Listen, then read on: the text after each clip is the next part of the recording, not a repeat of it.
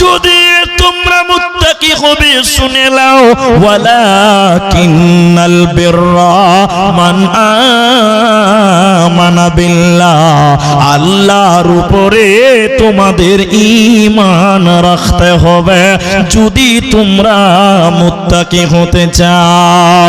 তাহলে তোমরা পূর্ণাঙ্গ রূপে আল্লাহকে আল্লাহ বলে মেনে নাও, সুম্মাস্তাকামু, এর উপরে তুমি অবিচল থাকো, ঈমানের সঙ্গে তুমি দুনিয়া গড়ো, তুমি হবে প্রকৃত মুত্তাকি। তাই আল্লাহ তাবারাক ওয়া তাআলা মুত্তাকির গুণ বলতে গিয়ে প্রথম নম্বর বলেন মান আমানা বিল্লাহ, আল্লাহর উপরে ঈমান। এদিকে দেখেন মুহাম্মাদুর রাসূলুল্লাহ বলুন সাল্লাল্লাহু আলাইহি ওয়াসাল্লাম নতুন নবী হয়েছে, নতুন নবী হয়েছে, ইসলাম গ্রহণ করছে মুসলমান, নতুন নতুন মুসলমান। ওই মক্কাতে বেশ কয়েকজন পর 13-14 জন পর দুইজন ব্যক্তি একসঙ্গে আল্লাহর উপর ঈমান এনেছিলেন, একজন নারী আর একজন পুরুষ। একজন নারী একজন পুরুষ, একজন স্বামী আর একজন স্ত্রী, তারা দুইজন একসঙ্গে আল্লাহর প্রতি নবীর প্রতি ঈমান এনেছিল তারা মক্কার বুকে। কিন্তু তারা ছিল গোলাম, চাকর চাকরানি। এরা যখন ইসলাম গ্রহণ করলো, আবু জেহেলের লোকেরা আবু জেহেলকে যে ভাঙাচ্ছে, নেতার চামচা যে জ্বালাচ্ছে, নেতা এই মক্কাতে তুমি মুহাম্মাদের ঈমানের দাওয়াত বন্ধ করতে পারবে না। কেন?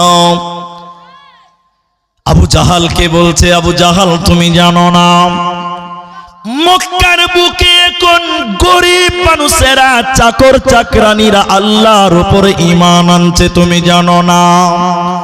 আবু জাহাল রাগান্বিত হয়ে গিয়ে বলল, কে কে ঈমান এনেছে বলো, এই মক্কাতে কে আল্লাহর উপরে ঈমান এনেছে? তখন বলল আবু জাহাল, এই মক্কাতে সুমাইয়া আর হযরতে ইয়াসির, তারা দুইজন স্বামী স্ত্রী আল্লাহর উপরে ঈমান এনেছে, নবীর উপরে ঈমান এনেছে, তারা আল্লাহকে আল্লাহ বলে মেনেছে। আবু জাহাল থাকতে না পেরে বললেন, না, মক্কা নগরীতে এইটা কোনোদিন মেনে নেওয়া যাবে না।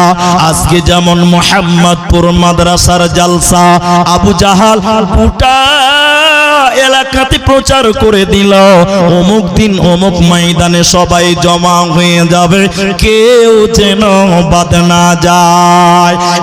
একটা ময়দানে শত শত মানুষ জমা হয়ে গেল, নারী পুরুষ তারা জমা হয়ে গেল। ওই ময়দানে আবু জাহাল হযরতে ইয়াসিরকে আর বিবি সুমাইয়াকে তাদেরকেও ডেকে নিয়ে এলো, তারা আল্লাহর উপরে ঈমান এনেছে। শত শত মানুষের ভিড়ে আবু জাহাল সুমাইয়াকে ডেকে বলছে, সুমাইয়া রে তুই বল, এ সুমাইয়া তুমি বলো আল্লাহর উপরে ঈমান এনেছ, ঈমান ছেড়ে দিবে কি দেবে না?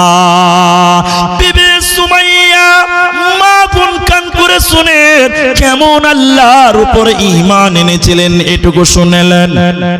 বিবি সুমাইয়া বলল, আবু জাহাল রে, আল্লাহর উপরে ঈমান এনেছে, আমার জীবন চলে গেলেও ঈমান ছাড়ব না, ছাড়ব না, ছাড়ব না।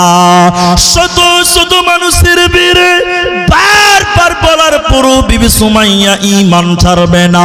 এবার বেঈমান আবু জাহাল বলল, সুমাইয়া তুমি যদি ঈমান ছেড়ে না দাও, তোমার মাথা থেকে কাপড় খুলতে খুলতে গোটা শরীর থেকে কাপড় খুলে উলঙ্গ করে দিব, নগ্ন করে দিব, ল্যাংটা করে দিব। সুমাইয়া তুই বল আল্লাহর উপরে ঈমান এনেছ, ঈমান ছেড়ে দিবি কি দেবে না? হযরতে বিবি সুমাইয়া লজ্জিত হয়ে মাথা নিচু করে কাঁদতে লাগলেন। বেঈমান আবু জাহাল বারবার চাপ দিল কিন্তু শুনল না।